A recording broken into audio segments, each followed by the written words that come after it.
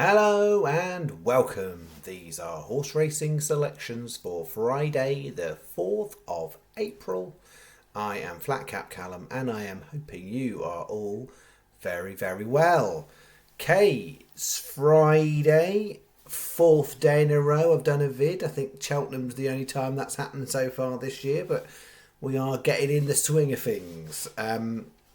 It's been an alright week so far. We lost a little bit yesterday. We'll do the review shortly, but 2 up, 1 down. We are for the week. Going into Friday, which is the second day of the Aintree Festival.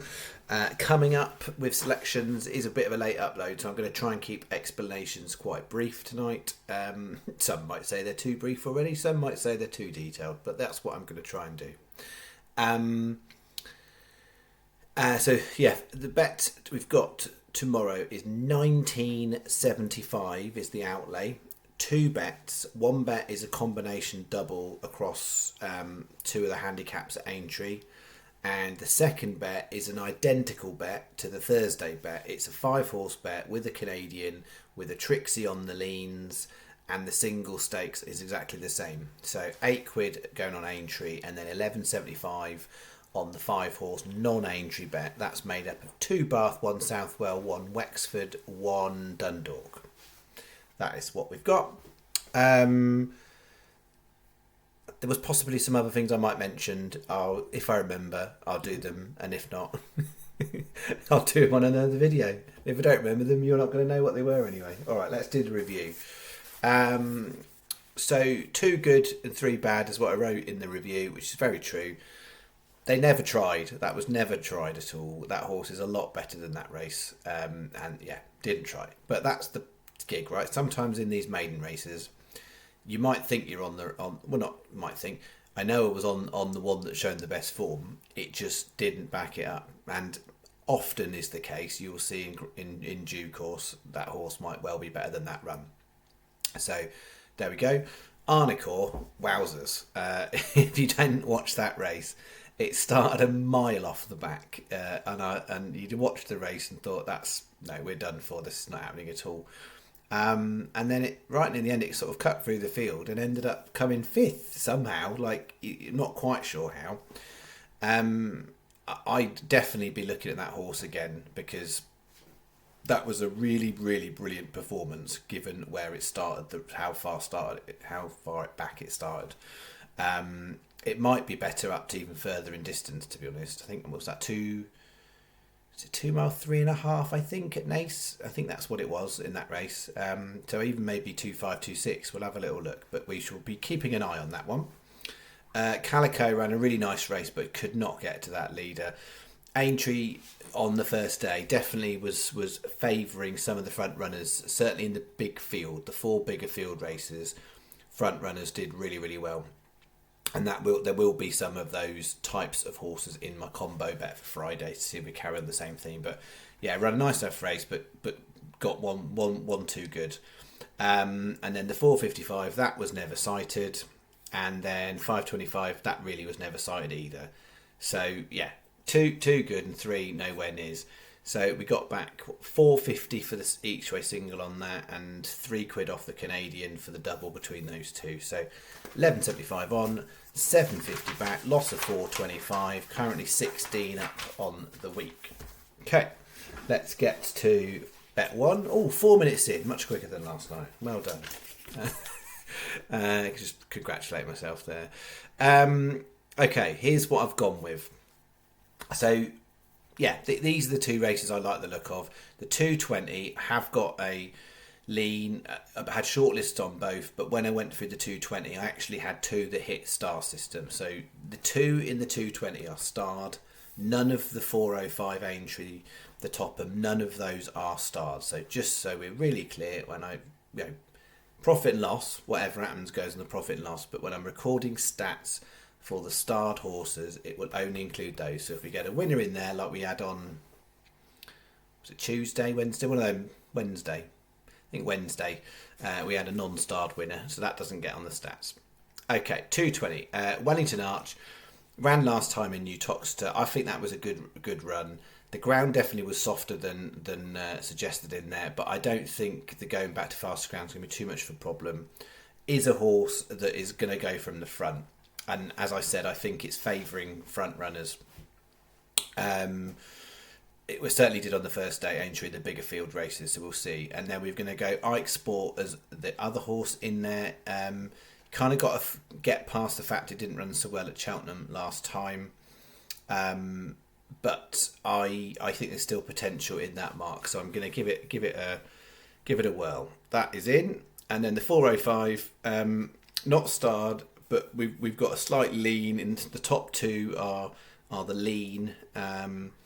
But it's a tricky race, like 29-30 runners in that Topham, and there's a lot of interesting horses with interesting back form. You've got some progressive ones in there. There's not that many that have gone over the jumps. Not that many have gone over the national fences.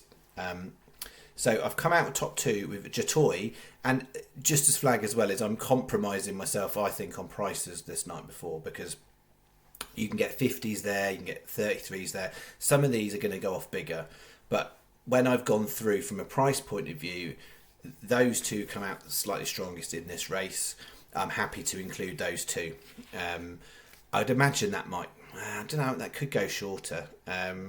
I think that will go shorter. So yeah, my feeling would be Jatoy and Eldorado Allen might drift, and those two might shorten. But let's see. I'm taking the odds for the channel. So we've got Jatoy and Fantastic Lady, and then we've got Ginny's Destiny and Eldorado Allen. So the bet, 8 times 25p each way doubles. So you put them all in the bet slip, 8 possible combinations of doubles. That's £4 in total, and then 50p each way singles on the 4 circled horses, the 2 starred in the 220 and the 2 leaned in the 405. £8 is the bet. Sky are best because they're 7 on both. If you use 365 Paddy, Betfair or Unibet, you get 6 on that and 6 on that. A lot of bookies are 6 on that, but if you want 6 on that one, then those. If you're using Sky, I definitely would suggest you want to take the SP prices and risk the prices, because you're getting 7 places, because the night before they will scrimp you on the price. So if you're using Sky, I'd say take SP, and because you're getting the 7th place. Unless, of course, you're getting it best odds guaranteed with Sky Bet, which not many will be. So that's bet 1. And then the non-Aintree bet which is identical as said layout to the Thursday bet. So we've got here, starting off the 305 at Bath. So smart. The only niggle for me is kind of how it's going to run fresh. But I've got 2 at Bath, and I really wanted to find horses that are comfortable with the track and comfortable with the faster ground. And So Smart came out nicely. So Smart's in at 20s. 525 Bath. Lady Packs a punch 20s. Niggly bits with that one are I don't want to do too much Class 6 stuff on the turf this season. So that would be a negative for it. But actually, there's lots of other things that are good about that horse. In terms of it's got lots of Bath form, lots of fast ground form. So those things are all kind of box ticky for me. It's the Class 6ness and a little bit of the freshness in that horse definitely has a profile that suggests it might be better in the middle of the summer. So we will see where we go. And then we've got 3 really quick succession to finish our day off, all in the evening here. 6:45 Dundalk, Seaview Lady, 14 runner Maiden Island. Yeah, we're having another go in Maiden Island. And one of those ones very similar to Friday, where front 2 in the market look really strong. There's a couple of kind of not raced horses that you could be good enough. That's got the 3rd best piece of form.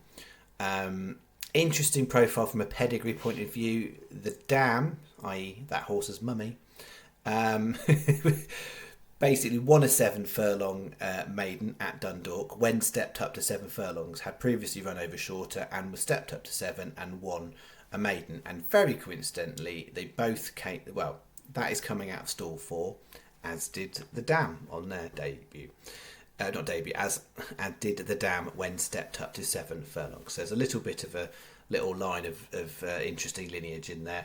It does just, and I'm not going into loads of detail, but hopefully gives you a little bit more of an understanding of some of the level of detail I go into in some of these races. I don't go into that detail in every single race, but some of them I think it's worth it. So we're trying at 50s with an unlikely first or second, really, because the top two look a lot better, but we will see. Third place would be delightful. And then we're going to go 6:55, 10 minutes later, Southwell, Feel the Need, 10 to 1.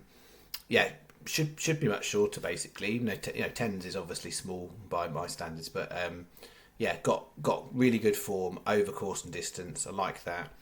And then Molten Groove, it's a bit of a theme, to be honest, because that one, again, that's a bit of a Wexford specialist over course and distance. And Wexford's a funny old track. It's tight, it's up and down, and like near the end they go really fast down and then they turn. And yeah, you want a horse that you realistically that has shown it likes Wexford. You certainly don't want one that's run badly previously at Wexford, because it's unlikely to suddenly love it again.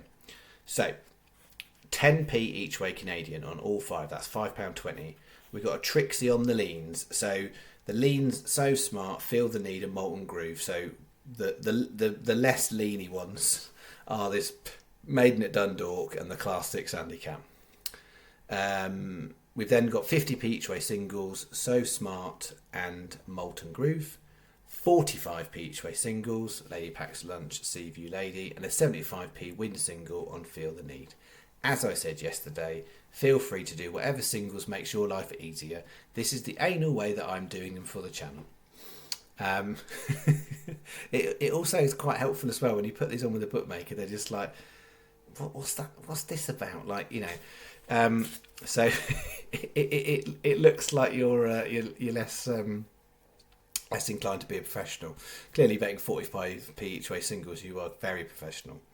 All right. That's enough about masking. So Sky are the best bookie by a little bit, and then 365 Paddy, Betfair, Unibet, Betfred, Ball Sports, or Betway. Any one of those 7, and I think that's basically down to this 7 o'clock Wexford. There's not all bookies are 5 on that one. It's got more horses in. There'll be reserves. Usually with these types of races, they end up with 14 or 15, even though they've got reserves. It's just the way the gig goes. So it's probably going to go to 4 places, but right now it's 5. Okay, 11.75, 19.75. That's it. I think that's. Someone did say anything about cash outs, and I did reply, but we talked about cash outs last night. The thing about cash outs, somebody said, is around if they would ask themselves the question. Would you bet, if you would bet that, if you feel comfortable betting that money on the horse, then let it run, and if you wouldn't, then take it out.